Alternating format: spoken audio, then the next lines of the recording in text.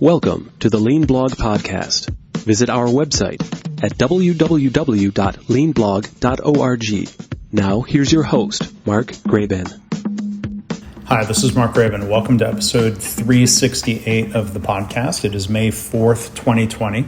My guest today is Steve Feltovich. He is the president of SJF Consulting, Inc., and he previously had a long career in the automotive industry, in particular the collision and repair space. Steve learned about Dr. Deming's approach and also learned the Toyota production system directly from Toyota and Toyota University. So he has a really interesting perspective that I appreciate a lot. So if you want to learn more about Steve, you can go to the blog post for this episode at leanblog.org/368. Steve, hi. Thanks for joining us. How are you? Doing well. Thank you, Mark, for having me. Well, I'm glad we can have this conversation today. And, just to start off, I like to ask guests, to tell us about your first exposure to whether it was lean or if it was under the banner of the Toyota production system. Today we're going to talk also about Dr. Deming. So I guess the question is, what was your first exposure? What was the sequence to those different concepts? That'll give you a chance to tell us about your career and your background. Right. Well, my first exposure was to Deming. So I always I got a good foundation of the Toyota production system because my learning started with Deming and then progressed to the Toyota production system. And at the time, I was working for a Fortune 500 company. And I was walking down the halls one day inside the corporate offices, and all of a sudden, my eyes fell on Deming's 14 management points on the wall. It was in a framed, it was in a framed piece of wood with glass over it, and there it is. Deming's 14 management points were nailed on that wall.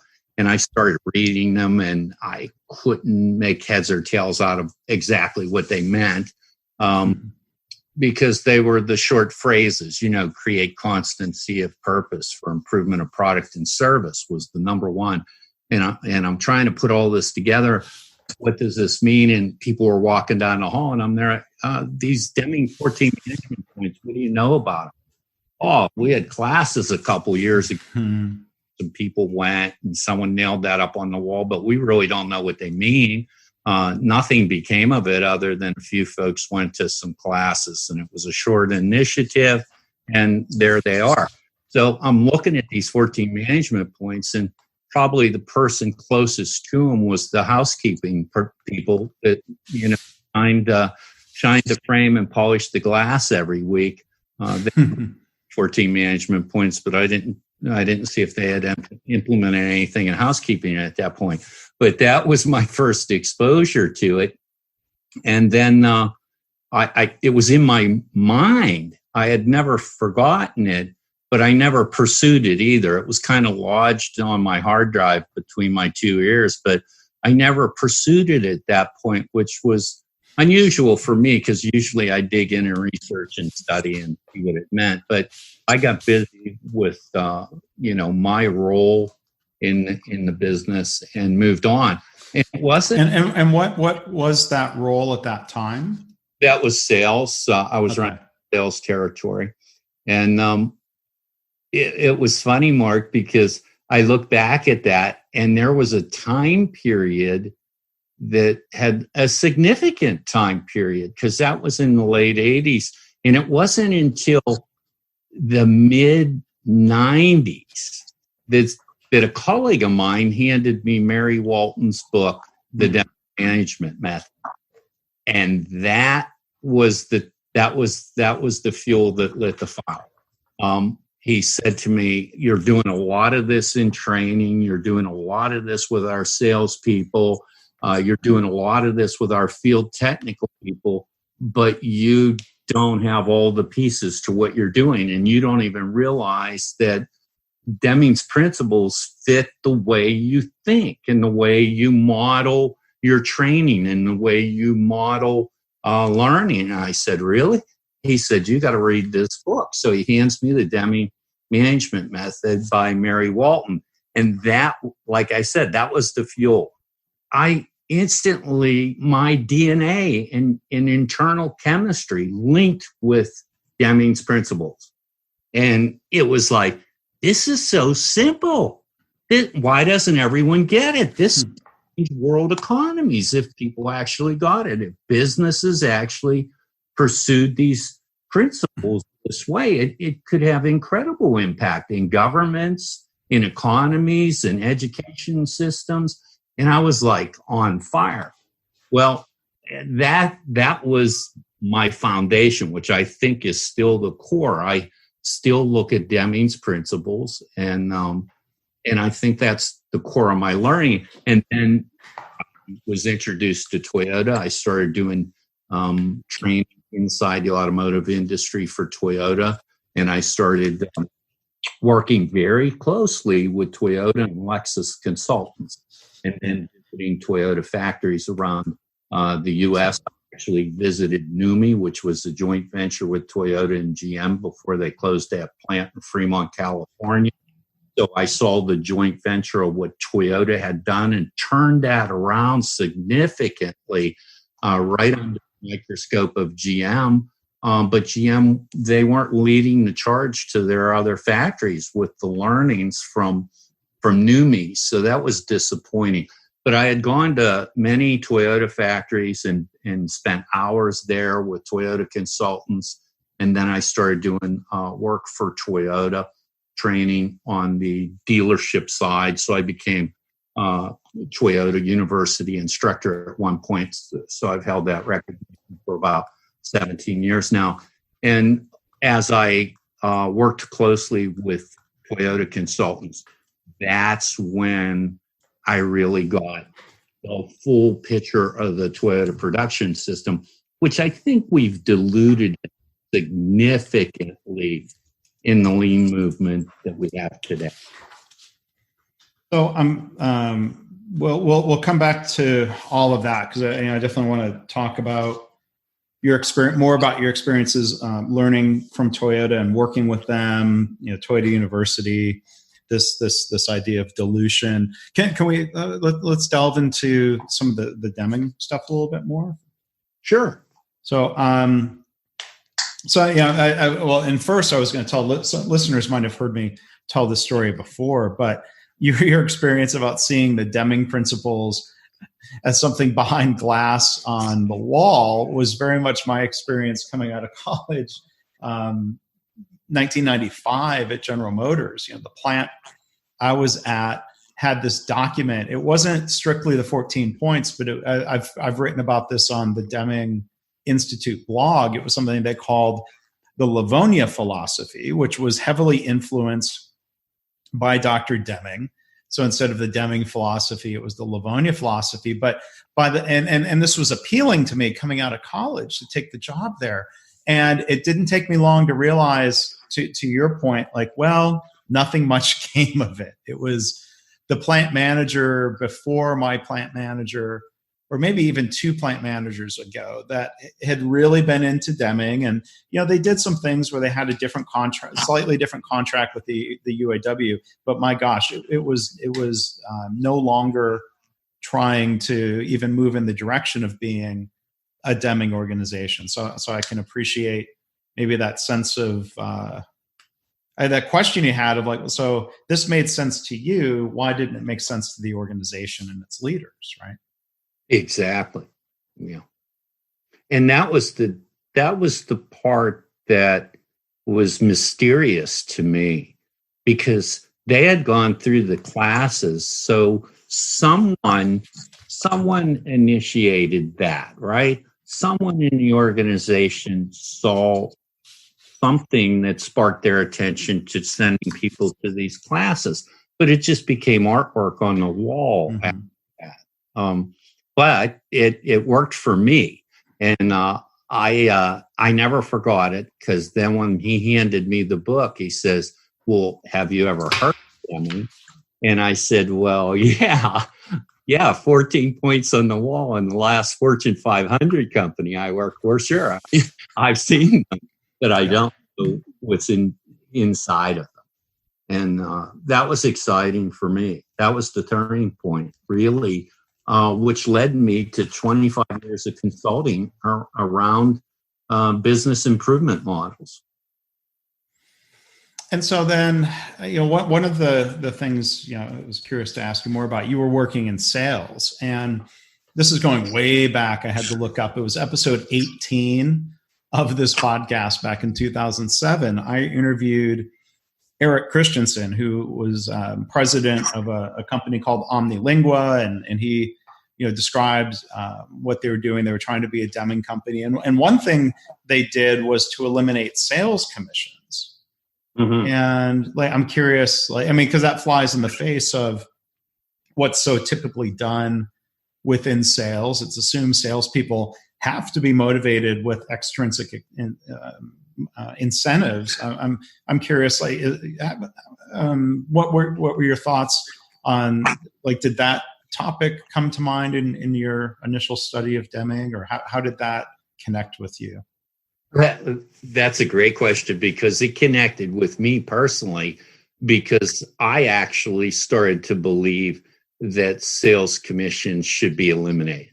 I thought they were the root of all evil in terms of customer service and getting things right.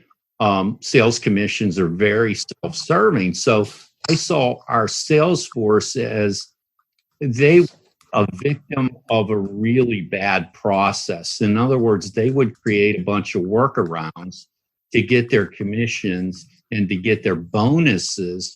But if we could just give them a salary and a bonus based on some corporate strategic outputs, or achievements, that would be far better suited. Especially with our key account group, they were managing 80% of our business with 20% of our salespeople. So when you look at the key accounts and we have them on commission, I wanted qualitative measurements rather than quantitative measurements. So it was a double-edged sword, right? These are commissioned salespeople. They're going to do the right things for themselves, but we want their behavior to be differently. Well, it's just not human to think that that's going to happen on its own. So, I guess, quite literally, qualitative measure might seem like an oxymoron, but do you mean more like, how would you qualitatively evaluate the effectiveness and the performance of a salesperson, if not through numbers and quotas? Well, it could be, how significantly did you grow your key accounts? In other words, did the key accounts grow as a result of you creating more value for them? And that's how the consulting business that I ran inside a couple corporations, primarily my last employer before I retired, I built our internal consulting team to do just that. Organically grow our customers, which automatically pull more of our materials through those customers' operations. Mm-hmm. So the idea is, can we grow our current customers?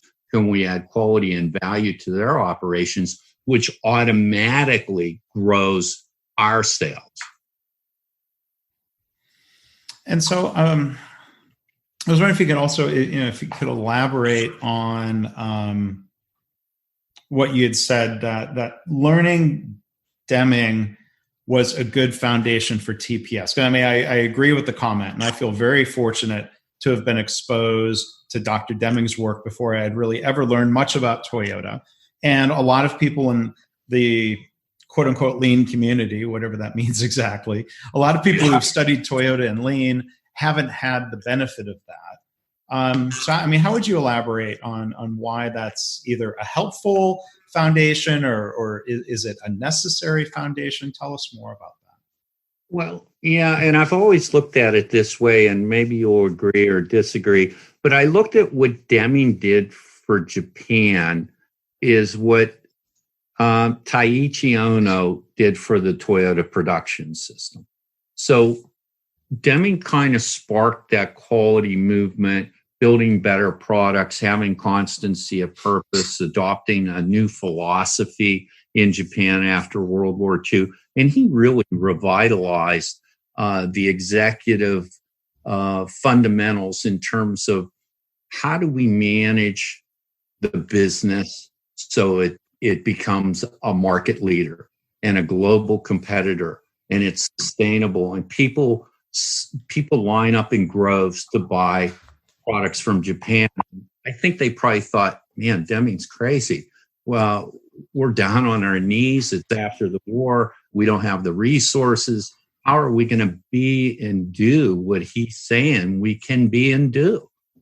And I think I think that was what they needed. And he continued to beat the, constancy of purpose rather than just make money. Look at your product.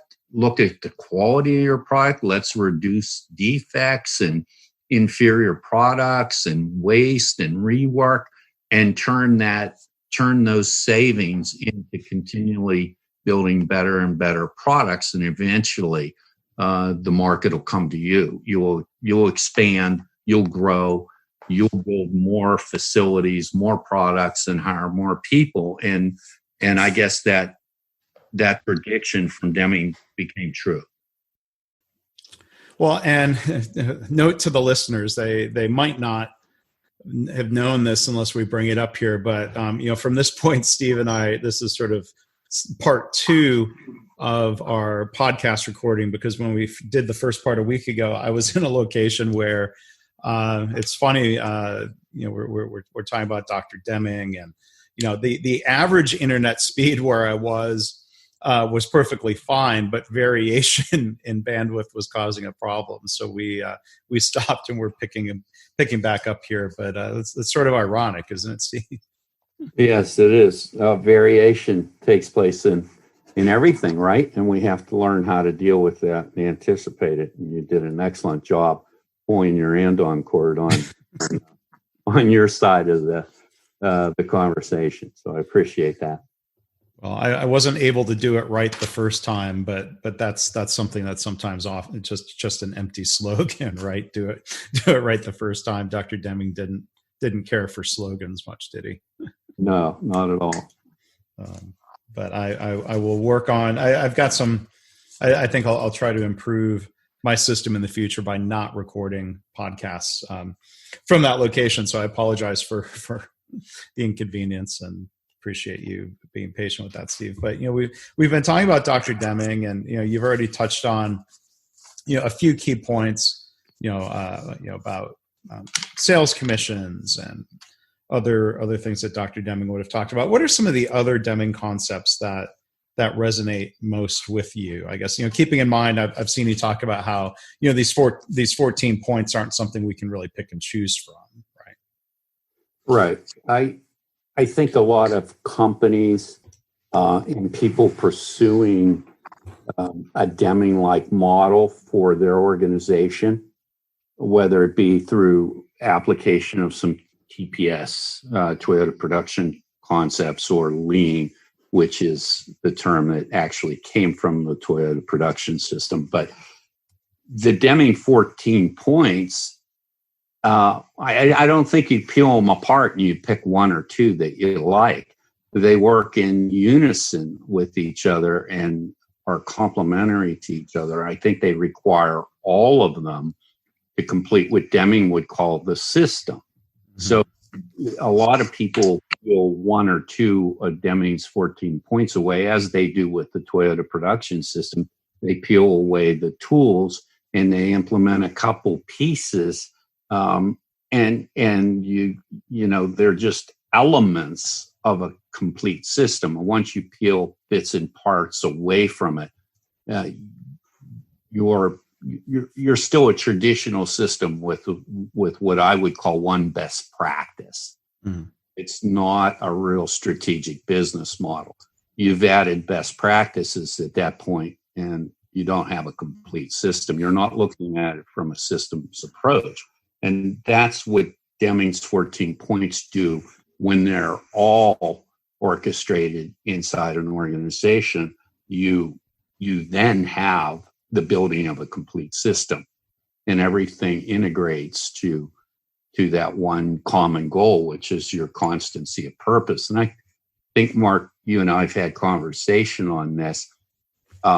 A missing element today that I see with a lot of clients that I work with, since I started my own business after retiring from the corporate world, and a lot of clients I work with, they don't have the number one point in Deming's 14 points. Their constancy of purpose is really muted. It's, well, we want to be profitable. We want to make money. We want to reach this goal of sales revenue. Well, those are all results of having the right process and method in place, as Dr. Deming spoke very much to. A goal without a method is nonsense, he would say. And a lot of people aspire to have these goals, these lofty goals for their organization. And every time I'm with a group of students or an audience at a conference or something, I will ask them, what are you in business for? And almost every single time, it's, we're in business to be profitable, to make money. I said, no, you're not. Even Peter Drucker said, a business exists to create a customer. Yeah. If you don't have a customer, you can't make money. You can't be profitable. And Deming's point was very similar. Create constancy of purpose or improvement of your products and services.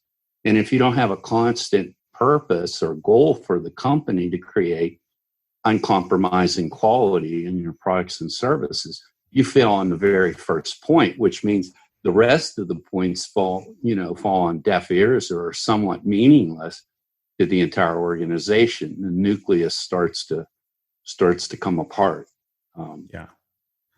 Yeah, and you talk about being a complete system, a holistic system. Toyota these days uses similar language to talk about the Toyota production system. They'll refer to it as an integrated system. And I'm sure a lot of us have seen the problems that pop up when somebody copies one piece. Like, organization installs and-on cords and the lights and the technology and everything to do that, but the culture doesn't allow people to actually pull the cord without getting in trouble, for slowing down production. And so, we copy. There's risk in copying and pasting a tool and throwing it into a culture where that tool might be unhelpful or maybe even counterproductive, right? Exactly. If you say you're driving out fear, for example, and we're going to allow our people to tell us the problems with what they encounter every day inside the organization with their job tasks and activities. So we strip away the fear. They're allowed to voice the problems and bring attention to it. But if management isn't getting together on this, and from your standpoint and comment on a holistic approach to fix the entire process upstream and downstream, bringing the problems up is meaningless unless we're drilling them down to root causes, and then we're actually building better processes to help the employees and the workers on the floor not to encounter those again. I think we fall short because we want this system up and running quickly without stopping points. And Toyota, if you dig into the history, the line stopped frequently at the beginning because Ono had it that way. He created a fragile system. If you remember, he started to strip out inventory buffers and equipment buffers so the system would fail to the point of learning, to the point of it failed. We want an entire machine-like system running here. We want parts to flow into it just as needed. We don't want inventory buffers to hide our waste and mistakes. And he stripped it clean. Well, that line stopped quite frequently until they drilled down on each and every problem and came up with a resolution for it. Well, and it's fun. It's interesting that you use the word fragile. You're talking back, looking back to Taiichi Ohno. Like when you look into the history of Jim Womack's research team and Dan Jones and Daniel Ruse and John Krafcik and others were involved. There's one article by John Krafcik where he talks about fragile systems, and they'd sort of debated, should they refer to it as fragile manufacturing? And I think the word lean certainly has its problems, but I don't know, the word fragile, maybe that wasn't a label that would have drawn people in to learn more either. Yeah, that's quite humorous. But I think outsiders would look at it as being, well, that's too fragile, that's too dangerous. That puts the system at risk without this buffer. But Ono looked at it differently. He says, if we're ever going to get it right and we're going to make the entire system work as one giant machine, then we got to synchronize everything perfectly. And we can't have over inventory. We can't have under inventory. We can't have a faster takt time than our people can keep up with the pace on the line. So it took constant work every single day until synchronization took place. But I think from an outsider standpoint and a traditional management mindset would look at it and say, oh, that's too dangerous, that's too fragile. But I've proven with clients all over the country, US and Canada as well, that inventory hides enormous process problems and waste. And that fragility is a real problem if people don't have or aren't willing to work at developing problem solving skills. And I could see where people would get frustrated and say, let's just go back to buffering the heck out of it. We'll throw that inventory back in, which might alleviate stress in the short term, but maybe isn't helpful for the long-term good of the organization. Right. I think that's a key point that you made.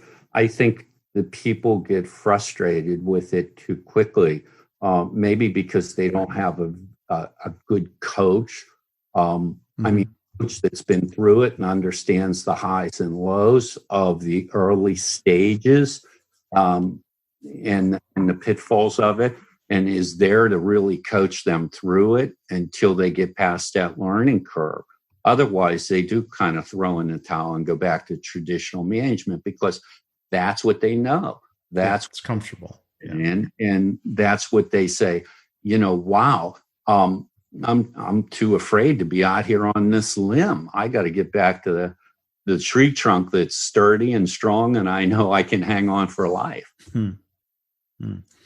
So when you're working with organizations, it's never like flipping a light switch to adopt a new mindset. Deming would have called it, new philosophy. We've got 14 points, and it's different, and it's uncomfortable. How do you help an organization get started down this path?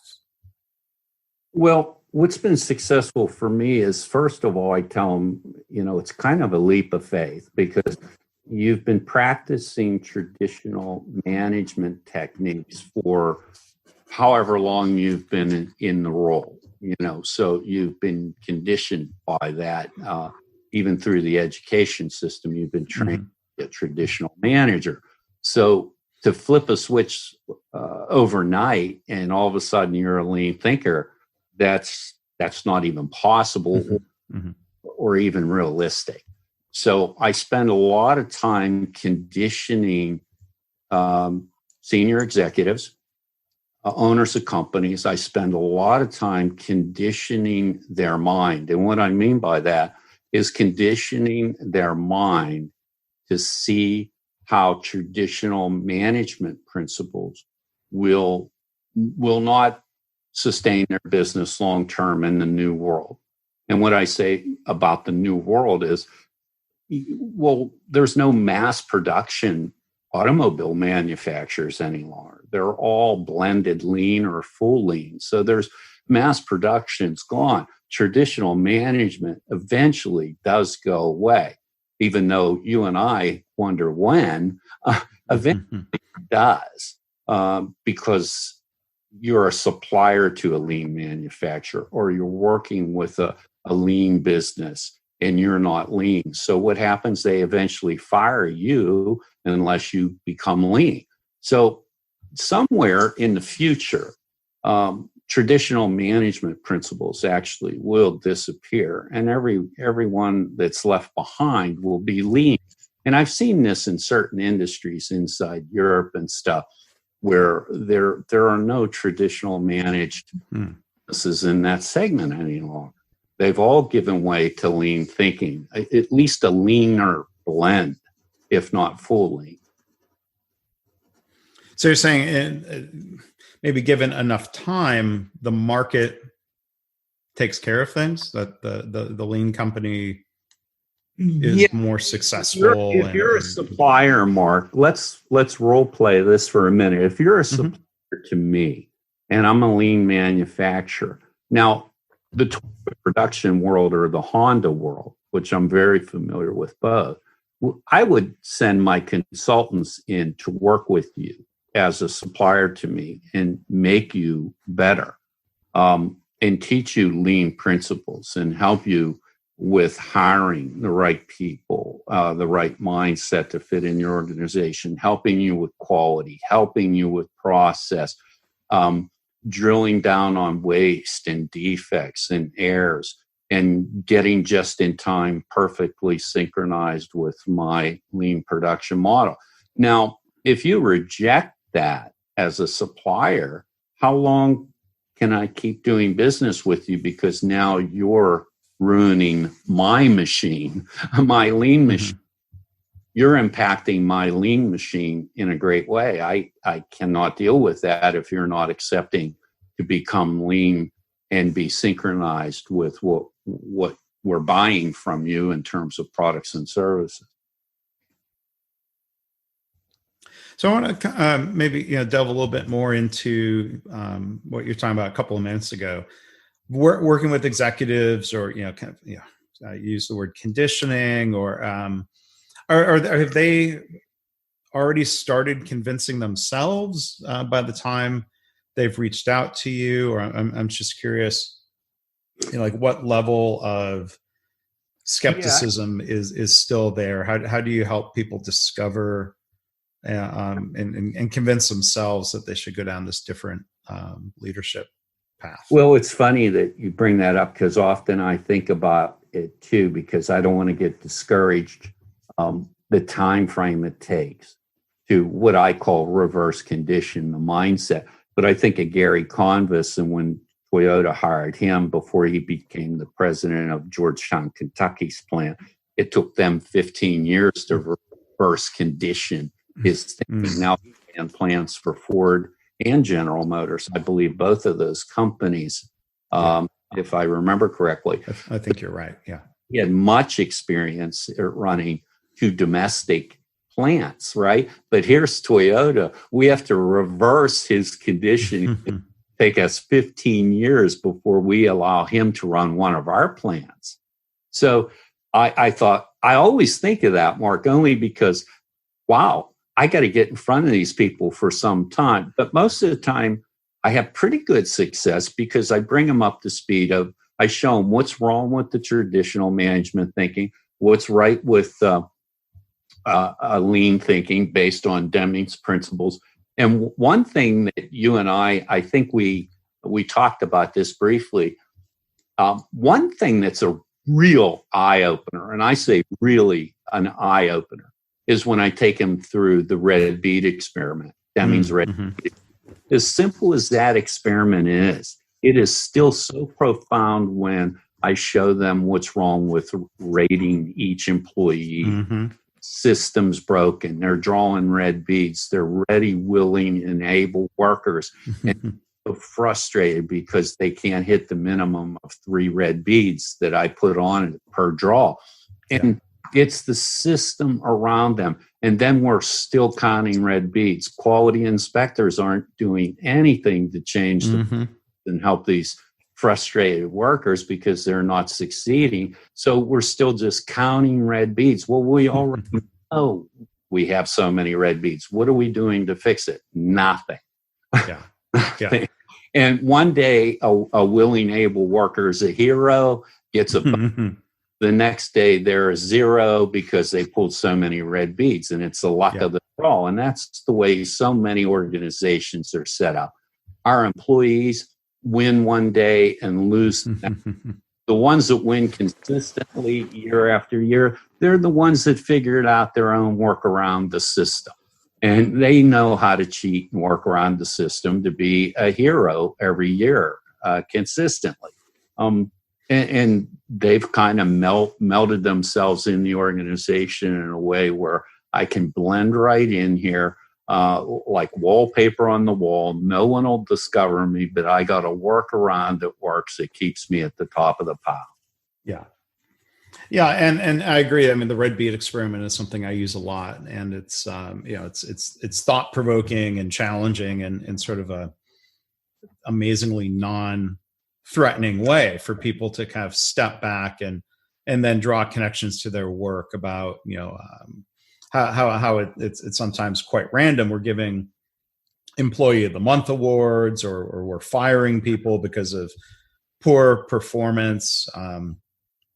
It's really challenging for people to think about how some of that might be heavily influenced by randomness. And so you're just making me think of kind of a thought experiment. I'm curious your thoughts. So let's say somebody at each opportunity in their career, it's them or someone else being promoted, and that's decided by a coin flip.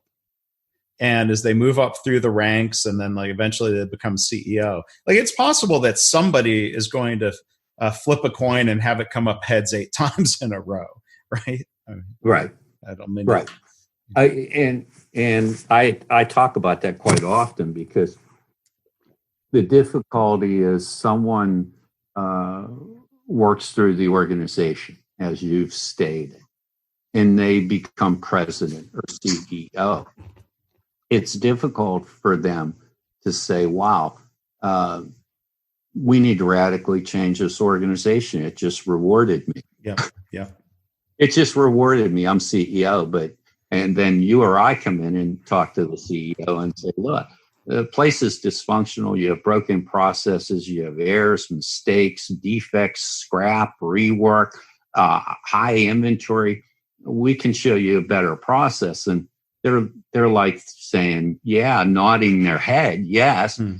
Meanwhile, inside their brain, they're thinking, wait a minute, this place just rewarded me on this broken, dysfunctional system that Mark and Steve are talking about. How can I admit to that in front of everyone and say, we need to radically change it up?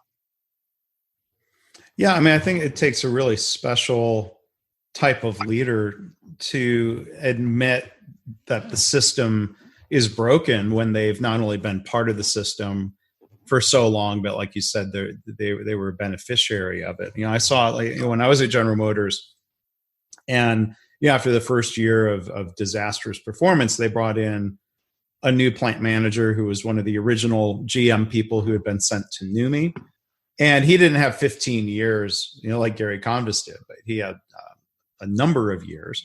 And he was a very different kind of leader. But, one lesson I think I take away from the experience where he came into our plant and then performance really got amazingly better within a couple of years is that, he was an outsider. He wasn't wedded to the way it had been. It didn't hurt him personally. He didn't have that urge to defend the existing system. And I just kind of question sometimes. I see a lot of organizations that even use the word transformation. And I'm skeptical sometimes of whether a leader who's been in an organization for 30 years can really lead transformation. So like I see this in healthcare. Mary Barra at General Motors, talks as CEO, talks about, transforming the company, and she's been there for a very long time. So I'm curious your thoughts around the ability of someone to transform their own organization versus the benefits of being new or being an outsider. That's a great question. I have seen it both ways, but I'm trying to think. Well, I can't really answer that. I don't have a real percentage on it because I haven't tracked it that way. But generally speaking, I believe in my experience with it, I believe that it is very difficult for the person in the top chair to make that change if they've been part of that bureaucracy for a long period of time. Yeah. And I'm not sure they actually get their mindset in the right place to ever pull it off as well. Yeah. And then there's the other thing. Why do I want to roll up my sleeves and do some real hard work? Because I'm looking at the end of my career. I'm on the end of my career. I'm looking at retirement, my stock options, and everything else that's come together for me. I'm getting off of this train. Why do I want to say, we need to start working on the train and the tracks and rebuilding everything and rebuilding the engine and retraining everyone that works on the train? Why would I do that? I'm nearing the end of I'm going to get off in the next station here. Yeah. And then we could think sometimes, the next generation will think differently and they'll fix things, but then that new generation gets influenced by that same system. And there's that, have they been changed by the system before they can get to a point where they're able to change the system? That's true. They become a victim of that environment and that training. It's just inevitable that if you stay in that environment long enough, for lack of a better term, you become poisoned by it. If you stay in that thinking, in that think tank of complacency, and that's the biggest thing. There's no sense of urgency or complacency. I can see the end of the train track here. I see that station coming. I'm just going to sit back and relax. There's enough momentum to carry me to where I want to be. So that in most organizations, that's the number one killer. The right mindset is they get complacent. They get lazy. They get, I'm self-serving. I got a self-serving agenda here, and I can see the end of the track and the station coming up, and it's not that far. So let's. I'm curious. Let's talk a little bit more about some of the work when you were in industry, and I want to hear more more of your stories about applying ideas from Deming or Toyota or Lean. You were doing work in not car assembly, but car repair, right? Yeah, in the collision repair market, as well as fleet and manufacturing, as well as working with insurance companies on the automotive damage side, claims damage side. So I've got experience with OEs on their aftermarket world, working with dealerships, with the OEs, as well as insurance companies, as well as collision repairers. And OEs being the automakers, right? Yeah, the original equipment manufacturers. Right. So I was wondering, can you talk about how that business was influenced by Deming, Lean, Toyota principles? I imagine that hasn't always been the case or the default in that industry. I was wondering if you could tell a little bit. No. And if you look at it, I think Europe, the UK, when I was over there in the mid 90s, in the late 90s in the UK, they were on their collision repair side and their dealership side, they were tracking along pretty quickly with lean manufacturing principles. At one point, they had 16,400 collision repairers in the UK. They're at about 2,800 today. Most of the mom and pop type operations have gone away. everybody's a lean production collision repairer over there today. And what I mean by lean is they focused on the process. They focused on parts inventory, how they order things, quality of work, everything from taking care of the employees better to having cafeterias and showers at some of the locations. And they really got sharp on a small business. They took it to corporate style thinking, but not corporate in the traditional sense, but corporate in a lean sense. Toyota production system application to collision repair was very common in the UK, starting in the year 2000, rolling up to 2015, when they shed 82% of the collision repairers in the market because the lean operators just could output 3 units repaired to the traditional model, which only produced 1. So there's an example of the lean company winning in the marketplace. I wonder what were the dynamics in Europe versus, like, has that played out here in the US? I don't know really anything about the collision and repair market here.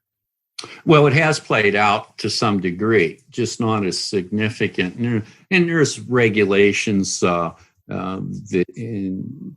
inside the antitrust rules and laws here in the U.S. that prevent the strong teeth that they have in laws in Europe. In other words, they can restrict parts in Europe very easily. So if you're not a certified shop and meeting the requirements and are licensed by a third party, you cannot even buy parts for that type of vehicle outside of what you're certified for. So they keep that really regulated well. We don't here yet. We will. It's starting that way with certain certified programs from like the Land Rover and Jaguar and Mercedes-Benz. They're taking, they're taking the right road. They're restricting parts and restricting repairs from touching your vehicles. Now they're doing this through a technology primarily. And what they're doing is when the vehicle's involved in an accident, the vehicle itself actually can make the claim now from a technology standpoint through the cloud, and the manufacturer knows it's damaged, and the car gets sent directly to one of the certified shops in the vicinity of where the accident took place. So we're starting to see the European companies primarily, the Asians are on board now, and they're directing these vehicles to certified shops. So you're going to see the teeth that Europe had in the laws years ago, directing vehicles to only certified shops that are able to buy parts to repair that because they have the equipment, they have the training,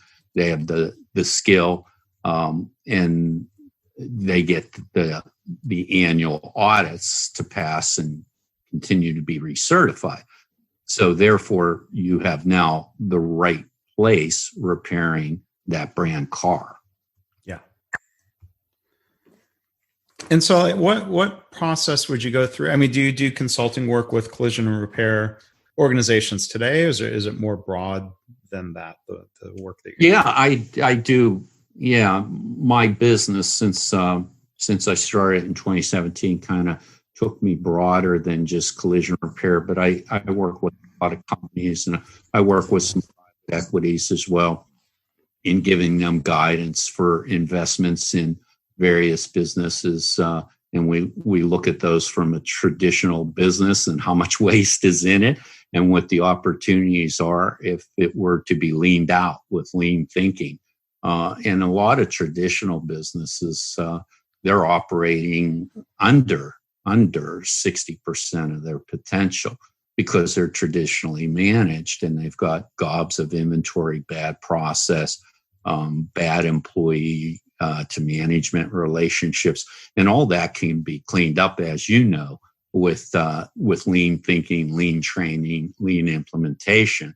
So the private equity companies that I work with they're on to this. They look at it under that microscope as well. And so they're bringing you in, or kind of think of even just kind of prototypical example.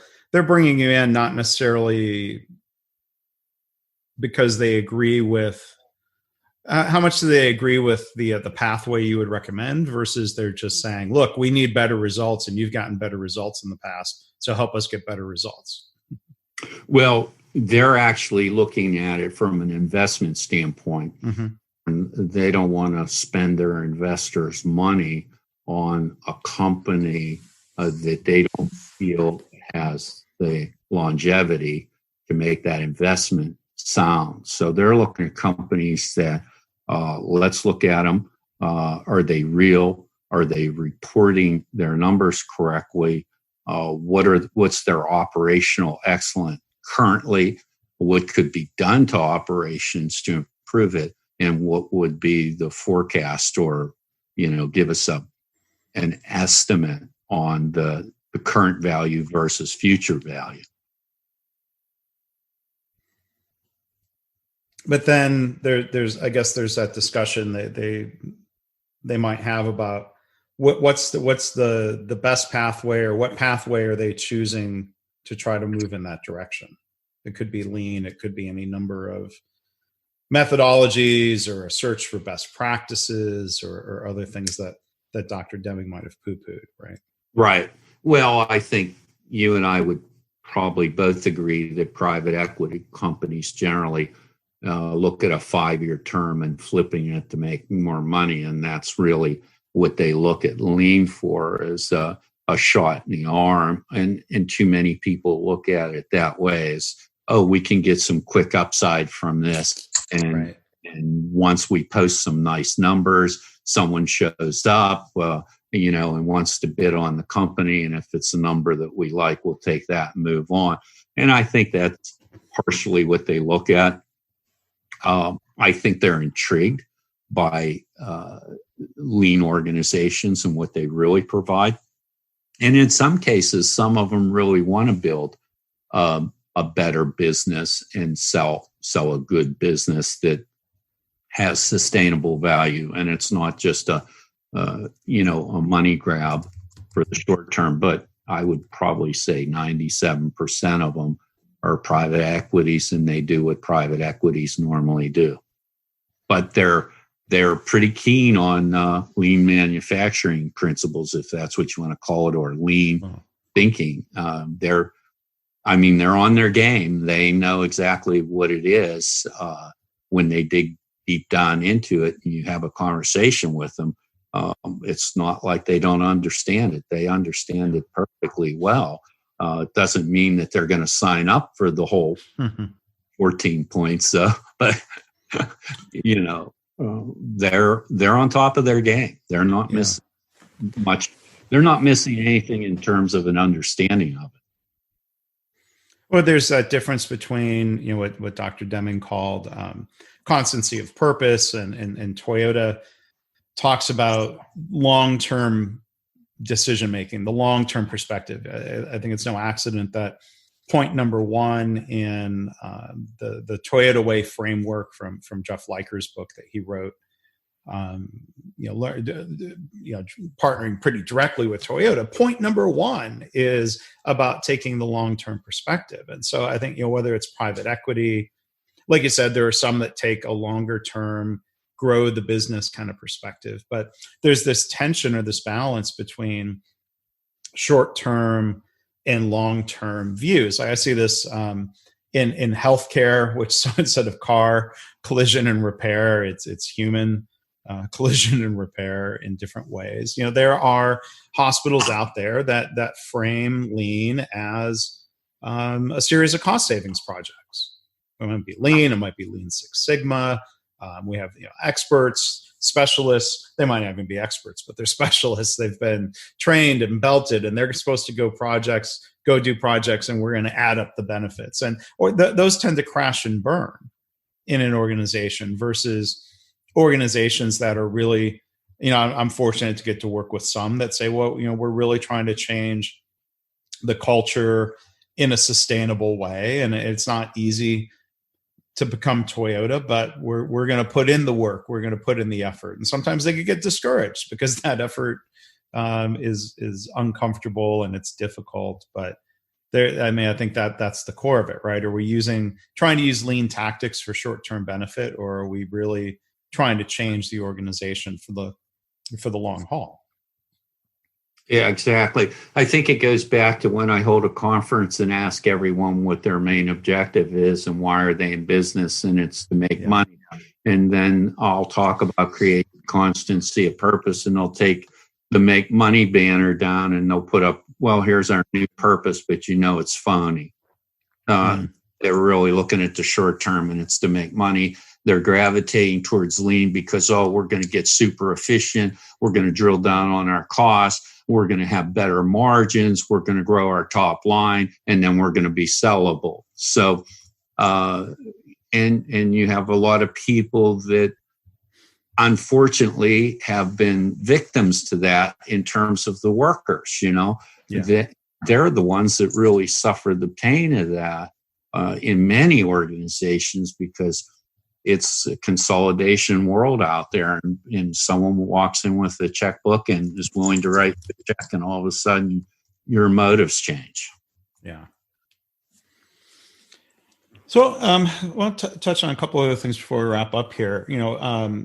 You've been very active on LinkedIn, and that's basically how we met. And your headline, at least a couple of weeks ago, I don't know if this has changed, but your headline that you chose to describe yourself says, "Driving change for measurable improvement." I was wondering if you could elaborate on what that phrase means to you and why you chose that as a label or a summary. Yeah, that's a great question. And no, my tagline hasn't changed, Mark. So you were safe in bringing that up, and assure you that it's still posted that way. It came from, I was working with the group in Canada, and they were a dealership in Canada, and they have driving change as their logo. And I said, man, I love driving change. So they gave me a decal, and I've had it ever since I worked with them a few years ago. And driving change. And I said, driving change for measurable improvement. I was sitting at my desk one day and I said, I was looking at driving change. I love that. Wait a minute. Let's have for measurable improvement. Let's have something that shows we can actually measure the improvement, not with quotas that Deming talked about, not numerical quotas, but back office measurement, not where we're pressing our workers to meet an unrealistic goal and taking their focus off of doing quality work every day and improving the system through Kaizen disciplines and learnings. Where I want my workers to be focused operationally on what they do and bringing the operational problems to me. But in the back office, I want to be able to measure it, look at the dashboard of the business and see that the needles on the gauges are pointing to we're always improving. And that's what I want to be able to show is we're going to drive change for measurable improvement that's consistent and that's sustainable. It might not be big radical swings of improvement. We're going to be the tortoise and not the hare, but we're going to constantly work on operations that deliver the results. And then we're in the back office, we're going to look at our dashboard, our business dashboard, and see where those gauges are pointing. And then where do you find the balance? I mean, kind of close the loop on something you brought up earlier. Measurable performance versus other factors of trying to gauge progress. I think sometimes Dr. Deming gets horribly misquoted. People will say something like, if you can't measure it, you can't manage it. And they'll quote Deming when the full quote says something, to the effect of, people often say if you can't measure it, you can't manage it, and that's ridiculous, or that's hogwash, or something like that. So I mean, but Deming's also associated with statistical process control, and so of course he wasn't opposed to measures. But I'm just curious, where do you strike the balance between, some people sort of take a stance which I think is very different than Deming, and they say, if you measure everything and you set goals, and that drives performance, as opposed to the maybe the more Deming based idea of you need to understand what you do as a process, and improving a process or a system will then lead to better results. That wasn't the most succinct question of my part, but what are your thoughts? Well, I understand. Yeah. I understand where you're going, and I try and balance my thinking on this, because I hate measuring everything. I'll just say that, and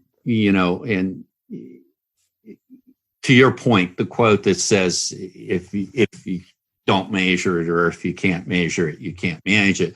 And I don't believe that's true. You better manage everything, even if it's not measurable.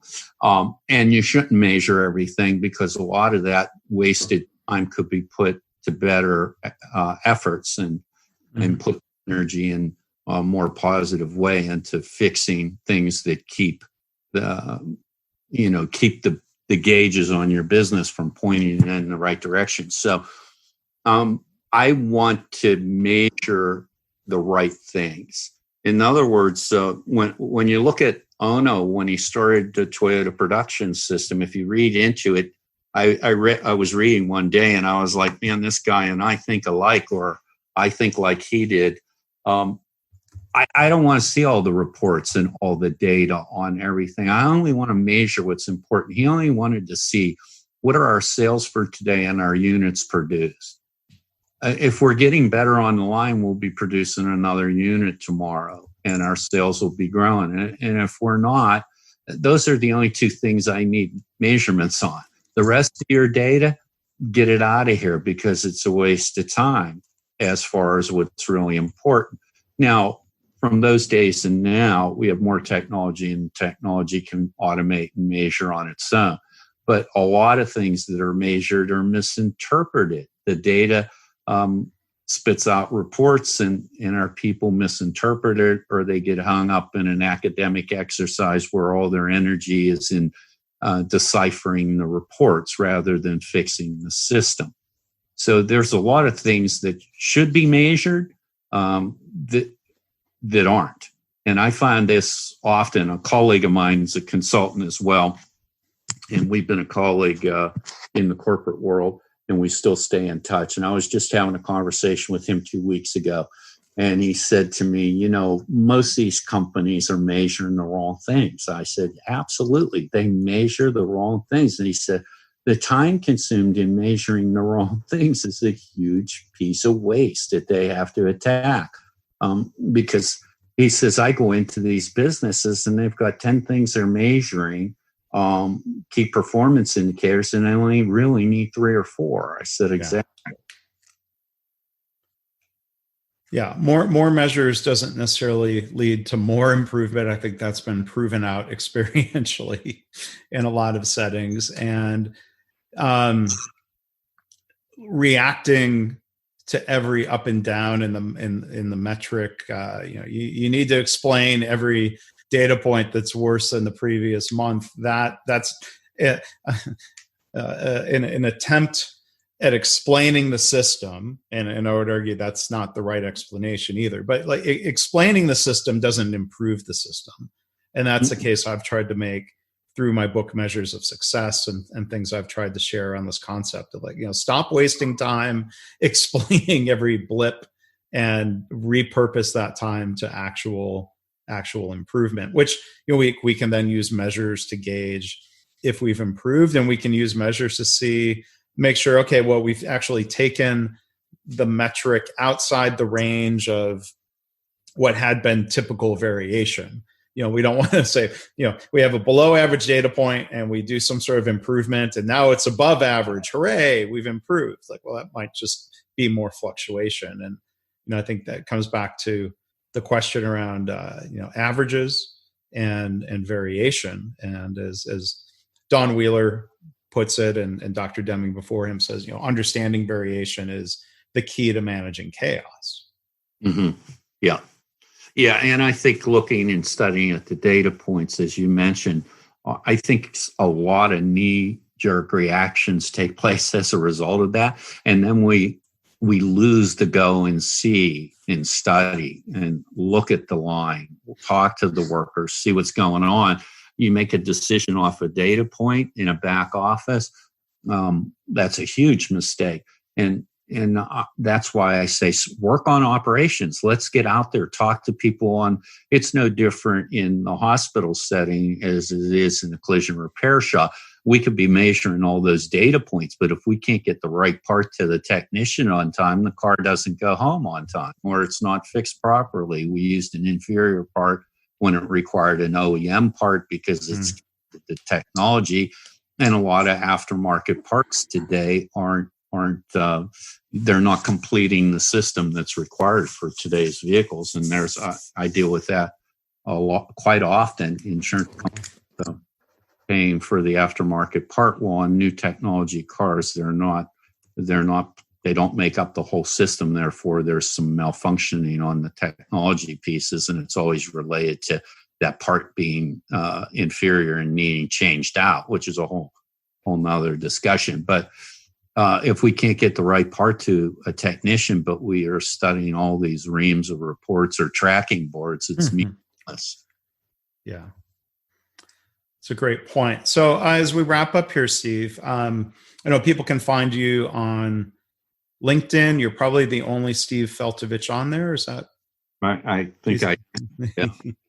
By the way, all Feltoviches are related in the country, by the way. Is there a website or another way people can find you, or is LinkedIn? No, pretty much by my LinkedIn and email. I have a number of publications out there. If they Google my name and lean or collision repair, my email addresses and cell phone and everything comes up for them. All right. And I'll link in the show notes, the blog post for this episode, to your LinkedIn profile and some of those other resources. So, Steve, I'm really glad we could have the conversation. It's nice to be able to have a conversation that goes beyond, relatively brief LinkedIn exchanges. So I'm fortunate. I feel fortunate. The best side of social media is meeting new people and having conversations as a result. So thank you again for what you've been sharing online and for the engagement and the opportunity to talk and compare notes today. Well, thank you for having me. It was a great pleasure. Thanks for listening. This has been the Lean Blog Podcast. For Lean news and commentary updated daily, visit www.leanblog.org. If you have any questions or comments about this podcast, email Mark at leanpodcast@gmail.com.